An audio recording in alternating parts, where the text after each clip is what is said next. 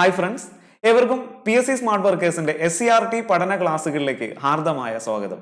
നമുക്ക് തന്നെ അറിയാം PSC പരീക്ഷകളിൽ എത്രത്തോളം പ്രാധാന്യമേറിയവയാണ് SCRT പാഠപുസ്തകങ്ങളെന്ന്. 100 ചോദ്യങ്ങളുള്ള ഒരു പരീക്ഷയിൽ മിക്കവാറും ഒരു 40-50 ചോദ്യങ്ങൾ നമ്മുടെ SCRT പാഠപുസ്തകങ്ങളുമായി ബന്ധപ്പെട്ടതാണ് കാണാറുള്ളത്. അപ്പോൾ അത് വായിച്ച് മനസ്സിലാക്കാൻ സമയം കിട്ടാത്തവർക്ക് വേണ്ടിയിട്ടാണ് നമ്മുടെ ചാനൽ പുതിയൊരു സീരീസ് ആരംഭിക്കുന്നത്.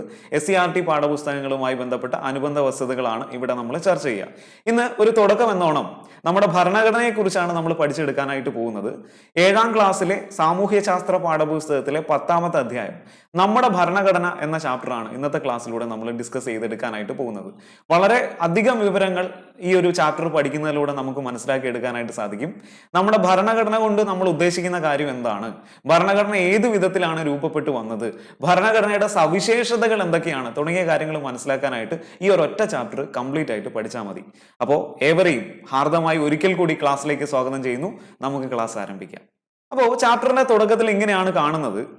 എല്ലാ വർഷവും ജനുവരി 26-നാണ് നാം റിപ്പബ്ലിക് ദിനം ആചരിക്കുന്നത്. അപ്പൊ എന്തുകൊണ്ടാണ് ഈ ജനുവരി 26-ന് നമ്മൾ റിപ്പബ്ലിക് ദിനം ആചരിക്കുന്നതെന്ന് ചോദിച്ചാൽ അതിന്റെ ഉത്തരം ഇതാണ്. 1950 ജനുവരി 26-നാണ് ഇന്ത്യൻ ഭരണഘടന ഔദ്യോഗികമായി നിലവിൽ വന്നത് കേട്ടോ. ഇന്ത്യൻ ഭരണഘടന ഔദ്യോഗികമായി നിലവിൽ വന്ന ഡേറ്റ് എല്ലാവർക്കും അറിയാം, 1950 ജനുവരി 26-നാണ്. അപ്പൊ അതുകൊണ്ടാണ് ആ ഒരു ദിവസം നമ്മൾ റിപ്പബ്ലിക് ആയി മാറി എന്ന് പറയുന്നത് കേട്ടോ. ശ്രദ്ധിക്കുക, ഇനി അതിന്റെ താഴെയായിട്ട് വളരെ പ്രധാനപ്പെട്ട ഒരു പോയിന്റ് പറയുന്നുണ്ട്. എന്താണ് റിപ്പബ്ലിക്? തെരഞ്ഞെടുക്കപ്പെടുന്ന ഒരു വ്യക്തി രാഷ്ട്ര തലവനായിട്ടുള്ള സംവിധാനമാണ് റിപ്പബ്ലിക്. ശ്രദ്ധിക്കുക, ജനങ്ങളാൽ തെരഞ്ഞെടുക്കപ്പെടുന്ന ഒരു വ്യക്തി അദ്ദേഹം പരമോന്നത സ്ഥാനം അലങ്കരിക്കുന്ന അല്ലെങ്കിൽ രാഷ്ട്ര തലവനായിരിക്കുന്ന ഒരു സംവിധാനത്തെയാണ് നമ്മൾ റിപ്പബ്ലിക് എന്ന് വിളിക്കുക. ഇന്ത്യ ഒരു റിപ്പബ്ലിക് ആണ് അല്ലേ. നമ്മൾ നമ്മുടെ ജനപ്രതിനിധികളെ തെരഞ്ഞെടുത്തയക്കുന്നു, അവരാണ് നമ്മുടെ രാഷ്ട്ര തലവനെ ആരായിരിക്കണോ എന്ന് തീരുമാനിക്കുന്നത്. നേരെ മറിച്ച് ഇത്തരത്തിൽ നടക്കാത്ത രാജ്യങ്ങളുണ്ട്. ഉദാഹരണം നോർത്ത് കൊറിയ, അവിടെ ഏകാധിപത്യ സംവിധാനമാണ് അല്ലേ. അവിടെ കിം ജോങ് ഉൻ എന്ന് പറയുന്ന വ്യക്തി, അദ്ദേഹത്തെ ആരും തിരഞ്ഞെടുത്തതല്ല, അദ്ദേഹം സ്വന്തമായിട്ട് ആ രാജ്യത്തിന്റെ ഭരണാധികാരിയായിട്ട് അവരോധിക്കപ്പെട്ടയാളാണ്. അപ്പോൾ ഓർക്കുക, തെരഞ്ഞെടുക്കപ്പെടുന്ന വ്യക്തി, ജനങ്ങളാൽ തെരഞ്ഞെടുക്കപ്പെടുന്ന വ്യക്തി രാഷ്ട്ര തലവനായിട്ടുള്ള സംവിധാനമാണ് റിപ്പബ്ലിക്. 1950 ജനുവരി 26-ന് ഇന്ത്യൻ ഭരണഘടന നിലവിൽ വന്നതോടുകൂടി ഇന്ത്യ ഒരു റിപ്പബ്ലിക് ആയിട്ട് മാറി. ഓക്കെ, അപ്പോൾ അത്രയും കാര്യങ്ങളാണ് അവിടെ ഉള്ളത്. പിന്നെ അവിടെ നമ്മുടെ ഡോക്ടർ രാജേന്ദ്ര പ്രസാദിന്റെ ഒരു ചിത്രം കൂടി, മനോഹരമായിട്ടുള്ള ഒരു ചിത്രം കൂടി അവിടെ നൽകിയിട്ടുണ്ട്. നമുക്കറിയാം ഇന്ത്യയുടെ 1ാമത്തെ രാഷ്ട്ര തലവനാണ് അല്ലെ, ഇന്ത്യയുടെ 1ാമത്തെ രാഷ്ട്രപതിയാണ് ഡോക്ടർ രാജേന്ദ്ര പ്രസാദ്. ഇദ്ദേഹവുമായി ബന്ധപ്പെട്ട് പല ചോദ്യങ്ങൾ PSC പരീക്ഷകളിൽ കാണാറുണ്ട്. അപ്പൊ അതിൽ ഏറ്റവും പ്രധാനപ്പെട്ട 1ാമത്തെ ചോദ്യം എന്ന് പറയുന്നത് ബീഹാർ ഗാന്ധി. ശ്രദ്ധിച്ച് കേൾക്കാട്ടോ, ആരാടെ? ബീഹാർ ഗാന്ധി. ബീഹാർ ഗാന്ധി എന്നറിയപ്പെടുന്നത് ആരാണ്? ഡോക്ടർ രാജേന്ദ്ര പ്രസാദ് ആണ്. അതുപോലെ തന്നെ ഇന്ത്യ ഡിവൈഡഡ്, ശ്രദ്ധിച്ചു കേൾക്കുക, ഇന്ത്യ ഡിവൈഡഡ് എന്ന അതിപ്രശസ്തമായിട്ടുള്ള ഗ്രന്ഥം ആരുടേതാണ്? അതും രാജേന്ദ്ര പ്രസാദിന്റെ തന്നെയാണ്. അപ്പോൾ 2 പ്രധാനപ്പെട്ട കാര്യങ്ങൾ പറഞ്ഞു എന്നേ ഉള്ളൂ. നമുക്ക് അടുത്ത പോയിന്റുകളിലേക്ക് കടക്കാം. ഇനി ഇന്ത്യൻ ഭരണഘടനയുടെ ഒരു ഔട്ട്ലൈൻ ഇവിടെ ഒരു ബോക്സിലായിട്ട് കൊടുത്തിട്ടുണ്ട്. ശ്രദ്ധിക്കുക, ഇന്ത്യൻ ഭരണഘടനയുടെ ഉള്ളടക്കമാണ് പറയുന്നത്. അതിൽ ആദ്യം തന്നെ നമുക്ക് കാണാൻ സാധിക്കുന്നത് ആമുഖം അഥവാ പ്രിയമ്പിൾ ആണ്. പിന്നെ 395 അനുച്ഛേദങ്ങളുണ്ട് അല്ലെങ്കിൽ ആർട്ടിക്കിളുകൾ ഉണ്ടെന്ന് പറയുന്നു. 12 പട്ടികകളുണ്ട് അല്ലെങ്കിൽ 12 ഷെഡ്യൂളുകളുണ്ട്. 22 ഭാഗങ്ങളുണ്ട് അല്ലെങ്കിൽ 22 പാർട്ടുകളുണ്ട്. ഇനി നമ്മുടെ ഭരണഘടനയിൽ നമ്മൾ കാലാനുസൃതമായ മാറ്റങ്ങൾ വരുത്താറുണ്ട്. ഇതിനെയാണ് നമ്മൾ ഭരണഘടനാ ഭേദഗതി എന്നുകൊണ്ട് ഉദ്ദേശിക്കുന്നത്.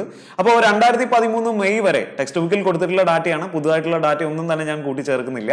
2013 മെയ് വരെ 98 ഭേദഗതികളാണ് എന്ന് കൂടി അവിടെ കാണുന്നുണ്ട്. അപ്പോൾ ശ്രദ്ധിക്കുക, ഇന്ത്യൻ ഭരണഘടനയുടെ ഒരു ഔട്ട്ലൈൻ നമ്മൾ പഠിച്ചു. അതിൽ ആദ്യമായിട്ട് നമുക്ക് കാണാൻ സാധിക്കുന്ന പ്രിയാമ്പിൾ അഥവാ ആമുഖമാണ്. അത് കഴിഞ്ഞിട്ടോ നമുക്ക് എത്ര ആർട്ടിക്കിളുകൾ ഉണ്ട് അല്ലെങ്കിൽ എത്ര വകുപ്പുകളുണ്ട് അല്ലെങ്കിൽ എത്ര അനുച്ഛേദങ്ങൾ ഉണ്ട് എന്ന് ചോദിച്ചു കഴിഞ്ഞാൽ 395 അനുച്ഛേദങ്ങളുണ്ട്, 12 പട്ടികകളുണ്ട് അല്ലെങ്കിൽ 12 ഷെഡ്യൂളുകളുണ്ട്, 22 പാർട്ടുകളുണ്ട് അല്ലെങ്കിൽ 22 ഭാഗങ്ങളുണ്ട്. പിന്നെ 2013 മെയ് വരെ നോക്കുമ്പോൾ നമ്മുടെ ഭരണഘടനയിൽ നിലവിൽ 98 ഭേദഗതികളാണ് നടത്തിയിട്ടുള്ളത്. അപ്പോൾ ഇന്ന് നോക്കുകയാണെങ്കിൽ അത് കൂടുതൽ വന്നേക്കാം. ഇത് ടെക്സ്റ്റ് ബുക്കിനെ അടിസ്ഥാനപ്പെടുത്തി SCRT ക്ലാസ് ആയതുകൊണ്ട് ഇത് മാത്രം നമ്മൾ സൂചിപ്പിച്ച് പോകുന്നേ ഉള്ളൂ.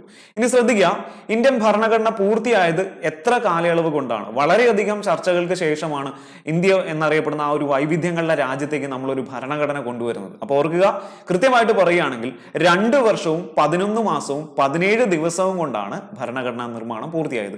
18ാമത്തെ ദിവസം ഭരണഘടന റെഡിയായി. അപ്പോൾ ഈ 2 ആൻസേഴ്സും എന്ന് നിങ്ങൾ പഠിച്ചു വെച്ചേക്കുക. കാലാവധി ചോദിച്ചാൽ 2 വർഷം 11 മാസം 17 ദിവസം, ഇതാണ് SCRT ടെക്സ്റ്റ് ബുക്കിലുള്ള കാലയളവ്. 18ാമത്തെ ദിവസം എന്താണ്? ഭരണഘടന റെഡിയായി. ശ്രദ്ധിക്കുക, ഇന്ത്യൻ ഭരണഘടന നിർമ്മിക്കുന്നതിന് വേണ്ടി ഇന്ത്യൻ ഭരണഘടനാ നിർമ്മാണ സഭ അവർ ആദ്യമായിട്ട് രൂപീകരിക്കപ്പെട്ടത് 1946 ഡിസംബർ 6-നാണ് കേട്ടോ. ഡിസംബർ 6-നാണ് ഇന്ത്യക്ക് വേണ്ടിയിട്ട് ഒരു ഭരണഘടനാ നിർമ്മാണ സഭ രൂപീകരിക്കപ്പെട്ടത്. ഇവർ ആദ്യമായിട്ട് യോഗം ചേരുന്നത് ഡിസംബർ 9-നാണ്. ഇനി ഈ ഭരണഘടനാ നിർമ്മാണ സഭയിൽ ഒരുപാട് കമ്മിറ്റികൾ ഉണ്ടായിരുന്നു ഭരണഘടനയുടെ രൂപീകരണമൊക്കെ ആയിട്ട് ബന്ധപ്പെട്ട്. അതിൽ ഏറ്റവും പ്രധാനപ്പെട്ട കമ്മിറ്റിയാണ് ഡ്രാഫ്റ്റിംഗ് കമ്മിറ്റി. അതിന്റെ ചെയർമാനായിരുന്നു ഡോക്ടർ BR അംബേദ്കർ. അതുകൊണ്ടാണ് അദ്ദേഹത്തെ നമ്മൾ ഇന്ത്യൻ ഭരണഘടനയുടെ ശില്പി എന്നൊക്കെ വിളിക്കുന്നത്. അതൊക്കെ അവിടെ നിൽക്കട്ടെ, വഴിയെ നമുക്ക് പരിചയപ്പെടാം.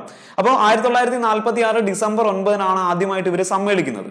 എന്നിട്ട് ഭരണഘടനാ നിർമ്മാണം പൂർത്തിയായത് 1949 നവംബർ 26-ആണ്.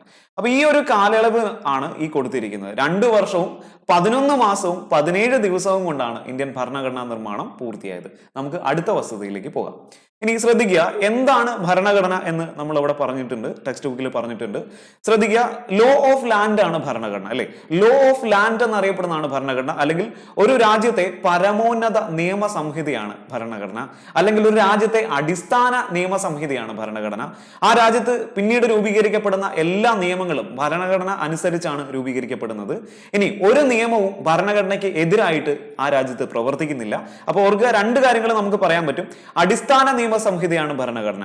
ആ ഭരണഘടന അനുസരിച്ചാണ് ആ രാജ്യത്തെ സർവ്വ നിയമങ്ങളും രൂപീകരിക്കപ്പെട്ടു വരുന്നത്. ഇനി പരമോന്നത നിയമ സംഹിതയാണ് ഭരണഘടന. ഭരണഘടനയ്ക്കെതിരായിട്ട് ഒരു രാജ്യത്ത് ഒരു നിയമവും നിലനിൽക്കുന്നില്ല എന്നൊരു കാര്യം കൂടി നമുക്ക് അവിടെ പറഞ്ഞ് മനസ്സിലാക്കാനായിട്ട് പറ്റും. അപ്പൊ നമുക്ക് ടെക്സ്റ്റ് ബുക്കിലേക്ക് വരാം. അതിൽ എന്തൊക്കെ കാര്യങ്ങളാണ് പറഞ്ഞിരിക്കുന്നത്? എന്താണ് ഭരണഘടന? ഒരു രാഷ്ട്രത്തിന്റെ അടിസ്ഥാന ആശയങ്ങളും തത്വങ്ങളും നിയമങ്ങളും അടങ്ങുന്ന ആധികാരിക പ്രമാണമാണ് ഭരണഘടന. രാഷ്ട്രത്തിന്റെ ഭരണം നടത്തുന്നതിനുള്ള നിയമങ്ങൾ ആവിർഭവിക്കുന്നത് ഭരണഘടനയിൽ നിന്നാണ്.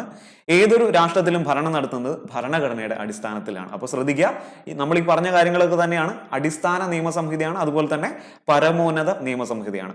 ഒരു രാജ്യം ഏത് രീതിയിൽ ഭരിക്കപ്പെടണം, അവിടെ ജനാധിപത്യമാണോ ഇനി അവിടെ ഏകാധിപത്യ ഭരണമാണോ എന്നൊക്കെ തീരുമാനിക്കുന്നത് തീർച്ചയായിട്ടും ആ രാജ്യത്തെ ഭരണഘടന തന്നെയാണ്. ശരി, നമുക്ക് അടുത്ത കാര്യങ്ങളിലേക്ക് വരാം. ശ്രദ്ധിക്കുക, ജനാധിപത്യ രാജ്യങ്ങളിൽ ജനങ്ങളുടെ താല്പര്യം അനുസരിച്ചാണ് ഭരണഘടന രൂപീകരിക്കുന്നത്. അതേപോലെ തന്നെ അതിൽ മാറ്റം വരുത്തുന്നത്. തികച്ചും ജനാധിപത്യപരമായ ഒരു പ്രക്രിയയിലൂടെയാണ് ഇന്ത്യൻ ഭരണഘടന രൂപീകരിക്കപ്പെട്ടത് എന്ന് നമുക്ക് ഏറ്റവും അഭിമാനകരമാണ്. അപ്പൊ അതെങ്ങനെയാണ് ഈ ജനാധിപത്യ പ്രക്രിയയിലൂടെയാണ് ഇന്ത്യൻ ഭരണഘടന രൂപീകരിക്കപ്പെട്ടതെന്ന് നമ്മൾ പറയുന്നത്? നമ്മൾ നേരത്തെ അത് സൂചിപ്പിച്ചിരുന്നു. നമ്മുടെ ഭരണഘടന നിർമ്മിച്ചത് കോൺസ്റ്റിറ്റ്യൂവന്റ് അസംബ്ലിയാണ്, അല്ലെങ്കിൽ ഭരണഘടനാ നിർമ്മാണ സഭയാണ്. അപ്പോ അവര് 1946 ഡിസംബർ 6-നാണ് രൂപീകരിക്കപ്പെട്ടത്, അല്ലെ? കോൺസ്റ്റിറ്റ്യൂവന്റ് അസംബ്ലി രൂപീകരിക്കപ്പെട്ടത് 1946 ഡിസംബർ 6-നായിരുന്നു. ശ്രദ്ധിക്കുക, ഇതിൽ ആകെ 389 അംഗങ്ങളാണ് ഉണ്ടായിരുന്നത്. ശ്രദ്ധിക്കുക, ഇന്ത്യ മുഴുവൻ ആ ഒരു വലിയ രാജ്യത്തെ പ്രതിനിധീകരിച്ചുകൊണ്ട് 389 മിടുക്കന്മാരാണ് ഭരണഘടനാ നിർമ്മാണ സഭയിൽ ഉണ്ടായിരുന്നത്.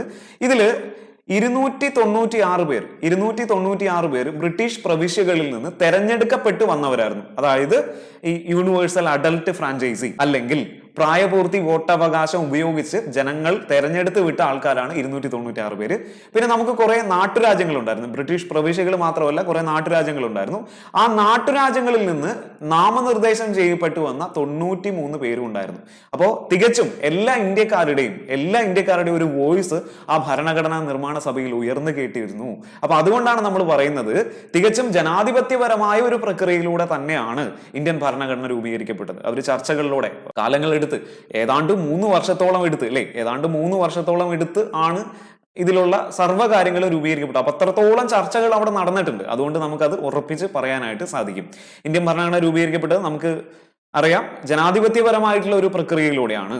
സ്വാതന്ത്ര്യ സമരത്തോടൊപ്പം ഇന്ത്യയിൽ ഇങ്ങോളം നടന്ന ചർച്ചകളുടെയും സംവാദങ്ങളുടെയും ഫലമായി ഉയർന്നു വന്ന ആശയങ്ങളുടെയും സങ്കല്പങ്ങളുടെയും പ്രതിഫലനമാണ് ഇന്ത്യൻ ഭരണഘടന. അപ്പോൾ സ്വാതന്ത്ര്യ സമരം നൽകുന്ന കാലത്ത് നമുക്ക് കുറെ മൂല്യങ്ങൾ ഉണ്ടായിരുന്നു, അല്ലെ? കുറെ മൂല്യങ്ങൾ ഉണ്ടായിരുന്നു. ആ മൂല്യങ്ങളൊക്കെ ഇന്ത്യൻ ഭരണഘടനയിൽ നമ്മൾ ഉൾക്കൊള്ളിക്കാനായിട്ട് ശ്രമിച്ചിട്ടുണ്ട്. ഇനിയും നമ്മൾ ശ്രമിച്ചുകൊണ്ടേയിരിക്കുന്നു. ഓക്കെയാണ്, ക്ലിയർ ആണ്. അപ്പൊ നമുക്ക് അടുത്ത കാര്യങ്ങളിലേക്ക് പോകാം. ഇനി ഭരണഘടനാ നിർമ്മാണത്തെ കുറിച്ചാണ് പറയുന്നത്. ഞാനത് ഓൾറെഡി സൂചിപ്പിച്ചിരുന്നു. ഭരണഘടനാ നിർമ്മാണ സഭ രൂപീകരിച്ചുകൊണ്ടാണ് ഇന്ത്യയുടെ ഭരണഘടനാ നിർമ്മാണ പ്രവർത്തനം ആരംഭിച്ചത്. ആ ഡേറ്റ് ഞാൻ പറഞ്ഞിരുന്നു. 1946 ഡിസംബർ 6-നാണ് ഇന്ത്യൻ ഭരണഘടനാ നിർമ്മാണ സഭ രൂപീകരിക്കപ്പെട്ടത്. ഭരണഘടനാ നിർമ്മാണ സഭയുടെ ആദ്യത്തെ സമ്മേളനം നടന്നത് 1946 ഡിസംബർ 9-നായിരുന്നു. ഇനി അവിടെ നമുക്കൊരു താൽക്കാലിക അധ്യക്ഷനുണ്ടല്ലോ, അദ്ദേഹത്തിന്റെ പേരാണ് ഇവിടെ കൊടുത്തിരിക്കുന്നത്, ഡോക്ടർ സച്ചിദാനന്ദ സിൻഹ. അപ്പോ ശ്രദ്ധിക്കുക, ഇദ്ദേഹത്തെ തെരഞ്ഞെടുക്കാൻ പ്രത്യേകിച്ച് കാരണമൊന്നുമില്ല. അന്ന് കൂടിയ ആൾക്കാരിൽ ഏതാണ്ട് 207 പേര് ആദ്യത്തെ സമ്മേളനത്തിൽ പങ്കെടുത്തിരുന്നു. അപ്പൊ അതിൽ ഏറ്റവും തലമുതിർന്ന അംഗമായിരുന്നു ഡോക്ടർ സച്ചിദാനന്ദ സിൻഹ. അല്ലെങ്കിൽ ആ കൂടിയ ആൾക്കാരിൽ ഏറ്റവും പ്രായം കൂടുതൽ ആർക്കായിരുന്നു? ഡോക്ടർ സച്ചിദാനന്ദ സിൻഹയ്ക്കായിരുന്നു. അതുകൊണ്ടാണ് ഈ 1946 ഡിസംബർ 9-ന് ചേർന്ന ആ ഒരു യോഗത്തിൽ ഡോക്ടർ സച്ചിദാനന്ദ സിൻഹയെ നമ്മൾ താൽക്കാലിക അധ്യക്ഷനായിട്ട് തെരഞ്ഞെടുക്കുന്നത്. പിന്നെ അതിനുശേഷം ഡിസംബർ 11-ന് മറ്റൊരു യോഗം ചേരുകയുണ്ടായി. ആ ഒരു യോഗത്തിൽ വെച്ച് നമുക്ക് ഭരണഘടനാ നിർമ്മാണ സഭയ്ക്ക് ഒരു സ്ഥിരം അധ്യക്ഷനെ തെരഞ്ഞെടുത്തു. അദ്ദേഹമാണ് നമ്മുടെ ഇന്ത്യയുടെ ഒന്നാമത്തെ രാഷ്ട്രപതിയായ ബീഹാർ ഗാന്ധി എന്നൊക്കെ നമ്മൾ വിളിക്കുന്ന ഡോക്ടർ രാജേന്ദ്ര പ്രസാദ്. അപ്പോൾ ഓർക്കുക, 3 ഡേറ്റുകൾ ഞാൻ പറഞ്ഞു. ഭരണഘടനാ നിർമ്മാണ സഭ രൂപീകരിക്കപ്പെട്ടത് 1946 ഡിസംബർ 6-നാണ്. അവർ ആദ്യമായിട്ട് യോഗം ചേരുന്നത് 1946 ഡിസംബർ 9-നാണ്. അന്ന് ഏറ്റവും തലമുതിർന്ന അംഗം ഒരു താൽക്കാലിക അധ്യക്ഷനായിട്ട് വരുന്നു. അദ്ദേഹത്തിന്റെ പേരാണ് ഡോക്ടർ സച്ചിദാനന്ദ സിൻഹ. അത് കഴിഞ്ഞ് വീണ്ടും ഡിസംബർ 11-ന് സ്ഥിരം അധ്യക്ഷനായി. ഡിസംബർ 11-ന് സ്ഥിരം അധ്യക്ഷനായി. അദ്ദേഹത്തിന്റെ പേര് ഡോക്ടർ രാജേന്ദ്ര പ്രസാദ് എന്നാണ്. ഓക്കെ, ശ്രദ്ധിക്കുക, താൽക്കാലിക അധ്യക്ഷൻ. തുടർന്ന് ഡോക്ടർ രാജേന്ദ്ര പ്രസാദിനെ ഭരണഘടനാ നിർമ്മാണ സഭയുടെ അധ്യക്ഷനായിട്ട് തെരഞ്ഞെടുത്തു. നിരവധി കമ്മിറ്റികൾ രൂപീകരിച്ചാണ് ഭരണഘടനാ നിർമ്മാണ സഭ പ്രവർത്തനം തുടങ്ങിയത്. അത് ഞാൻ പ്രത്യേകം പറഞ്ഞു. ഭരണഘടനാ നിർമ്മാണ സഭയിൽ ഓരോന്നിനും പ്രത്യേക കമ്മിറ്റികൾ ഉണ്ടായിരുന്നു. ഈ മൈനോറിറ്റീസിന് വേണ്ടി സ്പെഷ്യൽ കമ്മിറ്റി ഉണ്ടായിരുന്നു. അതേപോലെ തന്നെ നമ്മുടെ ഡ്രാഫ്റ്റിംഗ് കമ്മിറ്റി ഉണ്ടായിരുന്നു. കരട് നിർമ്മാണ രേഖാ കമ്മിറ്റി എന്നൊക്കെ നമ്മൾ വിളിക്കുന്ന അല്ലെ. പിന്നെ ഫ്ലാഗ് കമ്മിറ്റി ഉണ്ടായിരുന്നു, അഡ്ഹോക്ക് കമ്മിറ്റി ഉണ്ടായിരുന്നു. അപ്പൊ അങ്ങനെ ഒരുപാട് കമ്മിറ്റികൾ ഭരണഘടനാ നിർമ്മാണ സഭയ്ക്ക് ഉള്ളിലുണ്ടായിരുന്നു. അപ്പൊ അതിൽ ഏറ്റവും പ്രധാനപ്പെട്ട കമ്മിറ്റിയാണ് ഡ്രാഫ്റ്റിംഗ് കമ്മിറ്റി അല്ലെങ്കിൽ കരട് രേഖാ നിർമ്മാണ കമ്മിറ്റി. ഭരണഘടനയുടെ ഒരു ഡ്രാഫ്റ്റ്, ഒരു കരട് രൂപം രൂപീകരിച്ചത് ആരാണ്? ഈ പറയുന്ന ഡ്രാഫ്റ്റിംഗ് കമ്മിറ്റിയാണ്. ഇതിന്റെ ചെയർമാൻ ആയിരുന്നു ഡോക്ടർ ഭീം റാവു അംബേദ്കർ, അല്ലെ, മഹാനായ വ്യക്തി ഡോക്ടർ ഭീം റാവു അംബേദ്കർ. അപ്പൊ അതുകൊണ്ട് തന്നെയാണ് ഇദ്ദേഹത്തെ നമ്മൾ ഇന്ത്യൻ ഭരണഘടനയുടെ ശില്പി എന്ന് വിളിക്കുന്നത്. ഓക്കെയാണ്. അപ്പൊ ഇന്ത്യൻ ഭരണഘടനാ നിർമ്മാണം എങ്ങനെയാണ്, ഏത് വിധത്തിലാണെന്ന് ടെക്സ്റ്റ് ബുക്ക് അനുസരിച്ച് നമ്മൾ പഠിച്ചു. ഭരണഘടനാ നിർമ്മാണ സഭയാണ് ഇന്ത്യൻ ഭരണഘടന രൂപീകരിച്ചത്. അത് ഭരണഘടനാ നിർമ്മാണ സഭ രൂപീകരിക്കപ്പെട്ടത് 1946 ഡിസംബർ 6-നാണ്. അപ്പോ അന്ന് യോഗം ഒന്നും ചേർന്നില്ല. ആദ്യത്തെ യോഗം 3 ദിവസത്തിന് ശേഷമാണ്, 1946 ഡിസംബർ 9-ന്. അന്ന് താൽക്കാലിക അധ്യക്ഷൻ വരുന്നു. അദ്ദേഹത്തിന്റെ പേരാണ് ഡോക്ടർ സച്ചിദാനന്ദ സിൻഹ. അതിനുശേഷം ഡിസംബർ 11-ന് സ്ഥിരം അധ്യക്ഷൻ വരുന്നു, ഡോക്ടർ രാജേന്ദ്ര പ്രസാദ്. ഓക്കെയാണ്, ക്ലിയർ ആണ് ഇത്രയും കാര്യങ്ങൾ. ഇനി ഭരണഘടനാ നിർമ്മാണ സഭയിലെ കമ്മിറ്റികളിൽ ഏറ്റവും പ്രധാനപ്പെട്ട കമ്മിറ്റിയാണ് ഡ്രാഫ്റ്റിംഗ് കമ്മിറ്റി. അതിന്റെ ചെയർമാൻ ആയിരുന്നു ഡോക്ടർ BR അംബേദ്കർ. അതുകൊണ്ടാണ് അദ്ദേഹത്തെ നമ്മൾ വിളിക്കുന്നത് ഇന്ത്യൻ ഭരണഘടനയുടെ ശില്പി എന്ന്. ഓക്കെയാണ്, ക്ലിയർ ആണ്. ശരി, നമുക്ക് അടുത്ത പോയിന്റുകളിലേക്ക് പോകാം. ഇനി ഭരണഘടനാ നിർമ്മാണ സഭ അംഗീകരിച്ച വിവിധ കമ്മിറ്റികളുടെ റിപ്പോർട്ടിന്റെ അടിസ്ഥാനത്തിൽ ഡോക്ടർ അംബേദ്കറിന്റെ നേതൃത്വത്തിലുള്ള ഡ്രാഫ്റ്റിംഗ് കമ്മിറ്റി ഒരു ഡ്രാഫ്റ്റ് അഥവാ കരട് രൂപം തയ്യാറാക്കി. ഇത് അംഗീകരിക്കപ്പെട്ടു. വിശദമായ ചർച്ചകൾക്ക് ശേഷം അംഗീകരിക്കപ്പെട്ടു.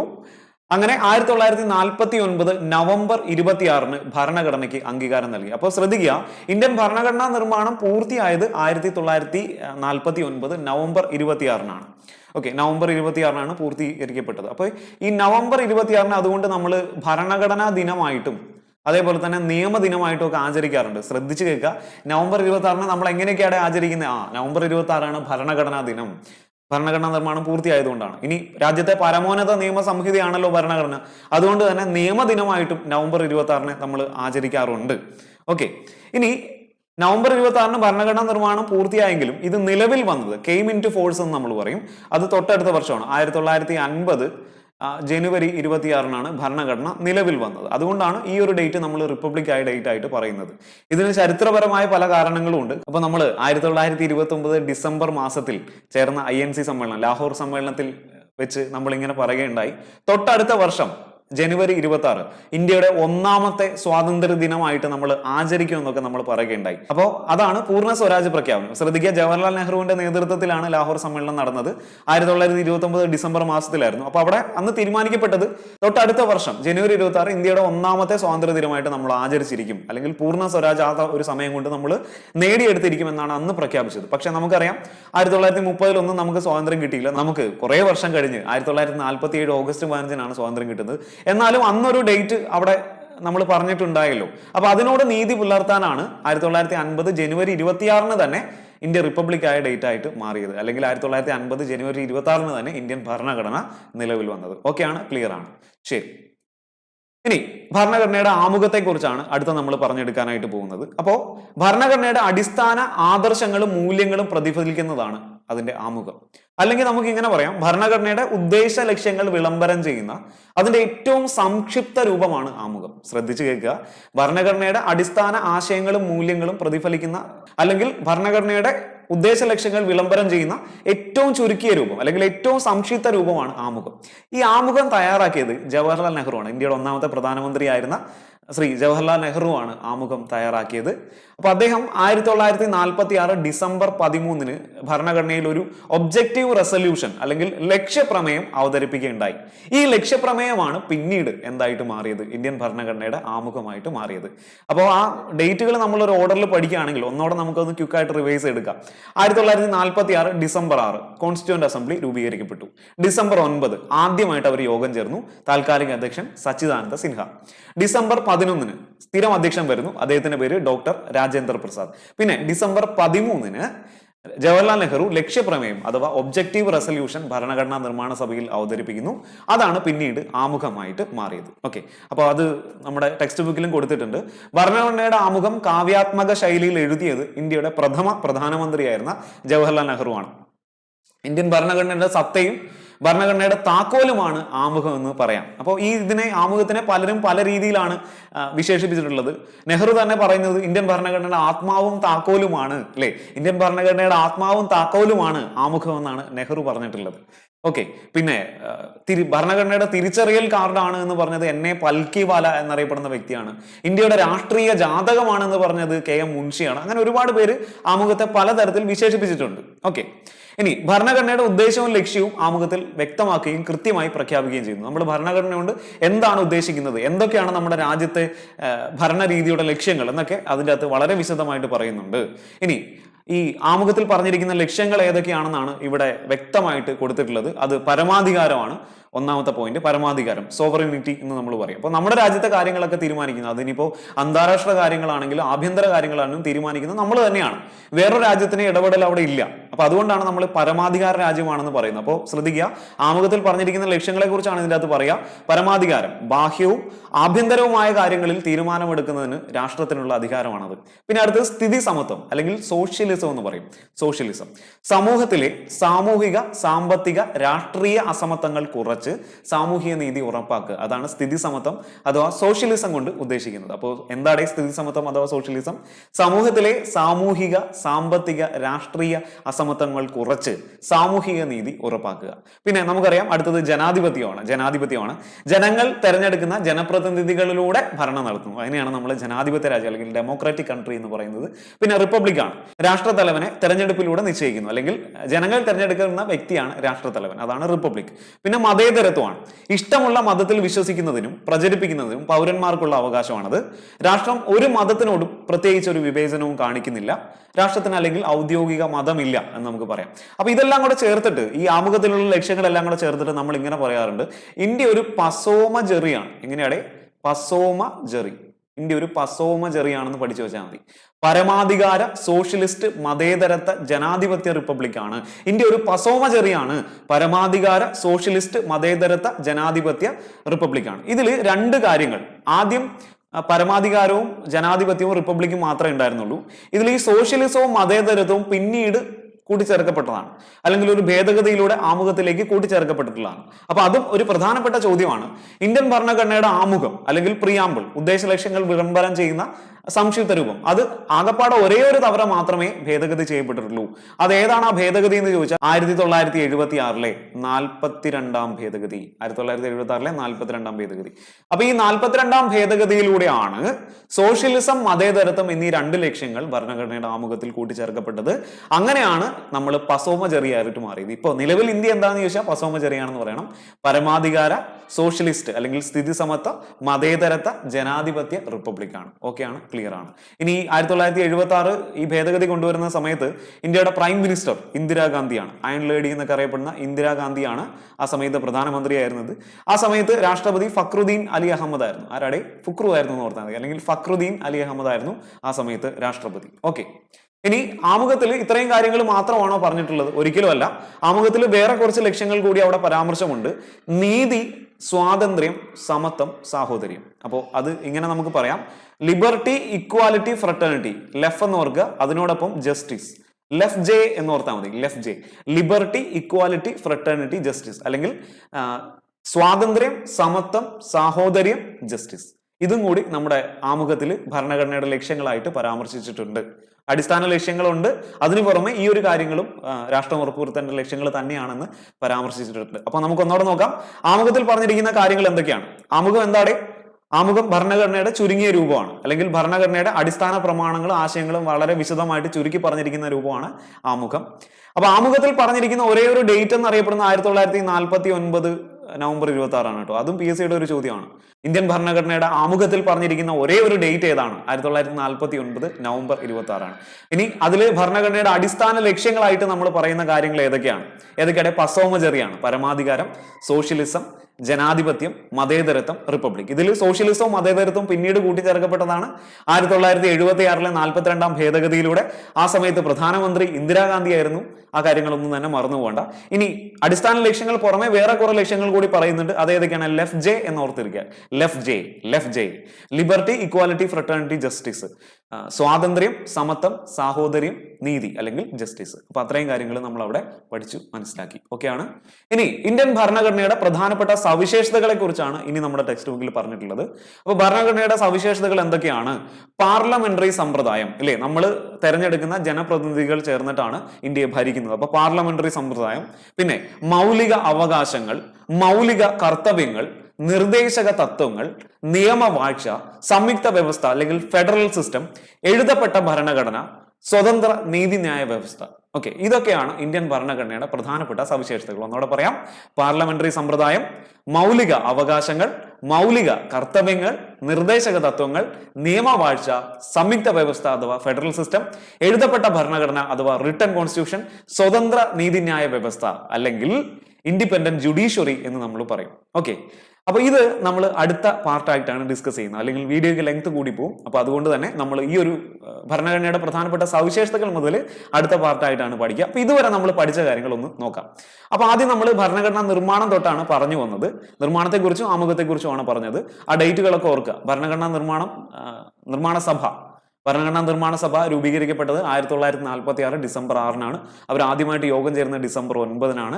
അന്ന് സച്ചിദാനന്ദ സിൻഹ ആയിരുന്നു താൽക്കാലിക അധ്യക്ഷൻ. സ്ഥിരം അധ്യക്ഷൻ വരുന്നത് ഡിസംബർ 11-നാണ്, ഡോക്ടർ രാജേന്ദ്ര പ്രസാദ്. അത് കഴിഞ്ഞ് പിന്നീട് നെഹ്റു ലക്ഷ്യപ്രമേയം അവതരിപ്പിക്കുന്നത് ഡിസംബർ 13-നാണ്. ആ കാര്യങ്ങളൊക്കെ ഓർത്തു. ഭരണഘടനാ നിർമ്മാണം പൂർത്തിയായത് 1949 നവംബർ 26-ആണ്. ആമുഖത്തിൽ പരാമർശിച്ചിരിക്കുന്ന ഒരേ ഒരു ഡേറ്റും ഇത് തന്നെയാണ്. അപ്പൊ അന്ന് നിർമ്മാണം പൂർത്തിയായെങ്കിലും പൂർണ്ണ സ്വരാജ്യ പ്രഖ്യാപനത്തോട് ഒരു നീതി പുലർത്തുന്നതിന് വേണ്ടിയിട്ടാണ് ജനുവരി 26-ന് ഭരണഘടന നിലവിൽ വന്നതായിട്ട് നമ്മൾ പ്രഖ്യാപിക്കുന്നത്. പിന്നെ ആമുഖവുമായി ബന്ധപ്പെട്ട കുറെ കാര്യങ്ങൾ പഠിച്ചു, അവിടെ ലക്ഷ്യങ്ങൾ പഠിച്ചു. പസോമജറി, അതിൽ സോഷ്യലിസവും മതേതരത്വവും പിന്നീട് കൂട്ടിച്ചേർക്കപ്പെട്ടതാണ് എന്ന് നമ്മൾ പഠിച്ചു. പിന്നെ അതിനുശേഷം ഭരണഘടനയുടെ പ്രധാനപ്പെട്ട സവിശേഷതകൾ ഒന്ന് ബ്രോഡായിട്ട് നമ്മൾ പറഞ്ഞു വെച്ചിട്ടുണ്ട്. ഇതിന്റെ ഡീറ്റെയിൽഡ് ക്ലാസ് അടുത്ത പാർട്ടിലായിട്ട് നമുക്ക് ചെയ്യാം. അപ്പോൾ തീർച്ചയായിട്ടും നമ്മുടെ ക്ലാസ്സുകൾ ഇഷ്ടപ്പെടുന്നുണ്ടെങ്കിൽ നിങ്ങൾ ധൈര്യമായിട്ട് നമ്മുടെ കൂട്ടുകൂടുക. നമ്മുടെ ടെലിഗ്രാം ചാനലിലൊക്കെ ജോയിൻ ചെയ്ത് വെക്കുക. അവിടെ നമ്മൾ പ്രീവിയസ് ക്വസ്റ്റ്യൻസിന്റെ എക്സാംസ് ഒക്കെ നടത്തുന്നുണ്ട്. പിന്നെ അതേപോലെ തന്നെ നമ്മുടെ ഇൻസ്റ്റഗ്രാം പേജും ഫേസ്ബുക്ക് പേജും ഒക്കെ ഒന്ന് ഫോളോ ചെയ്യുക. പരമാവധി നിങ്ങളുടെ സുഹൃത്തുക്കളിലേക്ക് ഷെയർ ചെയ്ത് കൊടുക്കുമല്ലോ. നമുക്ക് ഇതിന്റെ അടുത്ത പാർട്ടുമായിട്ട് അടുത്ത വീഡിയോയിൽ കാണാം. നന്ദി, നമസ്കാരം.